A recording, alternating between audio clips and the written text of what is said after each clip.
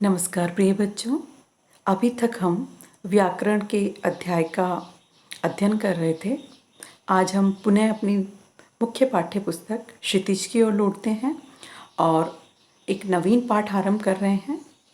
पाठ का शीर्षक है मानवीय करुणा की दिव्य चमक और पाठ के लेखक हैं श्री सर्वेश्वर दयाल सक्सेना जी। हम पाठ को आरंभ करने से पूर्व इन महान लेखक के बारे में थोड़ा सा जानेंगे। सर्वेश्वर दयाल जी का जो लेखन है वो हिंदी में बहुत ही सम्मानित और बहुत ही आदर के साथ देखा जाता है।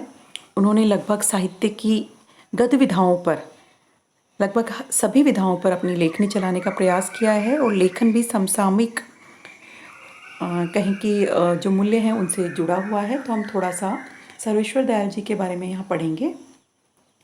सर्वेश्वर दयाल सक्सेना का जन्म सन 1927 में, ये देखिए सन 1927 में हुआ है और जिला बस्ती उत्तर प्रदेश में हुआ है।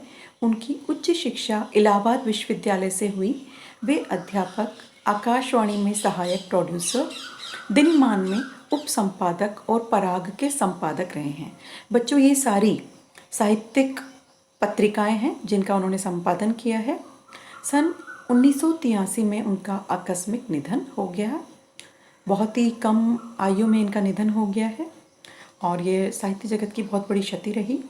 सर्वेश्वर बहुमुखी प्रतिभा के साहित्यकार थे। देखिए, सर्वेश्वर जी अपने आप में कवि भी थे, कविताएं भी हैं इनकी, कहानीकार, उपन्यासकार, निबंधकार और नाटककार। तो इनका जो लेखन है वो बहुमुखी आयामों से विभूषित है। सर्वेश्वर की प्रमुख कृतियाँ हैं काठ की घंटियाँ, कुआनो नदी, जंगल का दर्द, खूंटियों पर टंगे लोग, कविता संग्रह है ये, पागल कुत्तों का मसीहा, सोया हुआ जल, ये उपन्यास है, लड़ाई इनका कहानी संग्रह है और बकरी जो है इनका नाटक है। बकरी इनका नाटक है, ये देखिए। और भोंभो खोखो ये इनके, और बतूता का जूता, नाक की लाख की नाक, बाल साहित्य। कहने का मतलब बच्चों के लिए भी साहित्य इनके द्वारा लिखा गया है। चर्चे और चरखे इनके लेखों का संग्रह है। खूंटियों पर टंगे लोग पर उन्हें साहित्य अकादमी पुरस्कार, जो कि हमारे देश का साहित्य के क्षेत्र में बहुत ही ख्यातनाम पुरस्कार, वो भी इन्हें मिला हुआ है। सर्वेश्वर की पहचान मध्यम वर्गीय आकांक्षाओं के लेखक के रूप में की जाती है। मध्यम वर्गीय जीवन की महत्वाकांक्षाओं, सपनों, संघर्ष, शोषण, हताशा और कुंठा का चित्रण उनके साहित्य में मिलता है। सर्वेश्वर जी स्तंभकार थे और चर्चे और चरखे नाम से दिनमान में, चर्चे और चरखे के नाम से दिनमान में स्तंभ लिखते थे। उसमें बेबाकी सच कहने का साहस है, उनकी अभिव्यक्ति में सहजता और स्वाभाविकता है।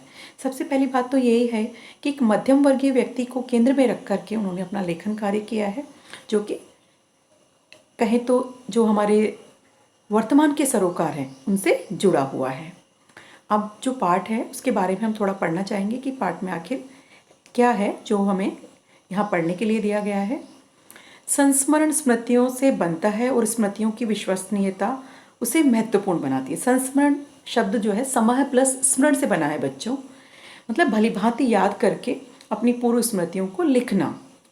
फादर कामिल बुल्के पर लिखा सर्वेश्वर का यह संस्मरण इस कसौटी पर खरा उतरता है। कहने का मतलब यह गद्य की विधा संस्मरण में लिखा गया पाठ है आपका।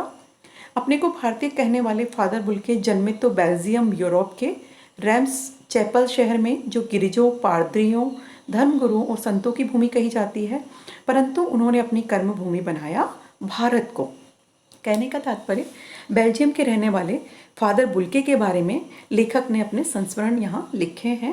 फादर बुल्के एक सन्यासी थे, परंतु पारंपरिक अर्थ में नहीं। सन्यासी पारंपरिक अर्थ में मतलब जो भगवा वस्त्र धारण करके रहते हैं और घर बार छोड़ देते हैं, ऐसे नहीं थे। सर्वेश्वर का फादर बुल्के से अंतरंग संबंध था, जिसकी झलक हमें इस संस्मरण में मिलती है। लेखक का मानना है जब तक राम कथा है इस विदेशी भारतीय साधु को याद किया जाएगा तथा उन्हें हिंदी भाषा और बोलियों के अगाध प्रेम का उदाहरण माना जाएगा। तो कहने का तात्पर्य फादर की कुछ ऐसी विशेषताएं जो है हमें इस पाठ में दिखाई देती हैं, यहाँ उनका वर्णन किया गया है, जो कि संस्मरण को विश्वसनीय भी बनाता है। तो अगले कक्षा में हम इस पाठ का अध्ययन करेंगे। तो ये था सर्वेश्वर जी का परिचय। धन्यवाद।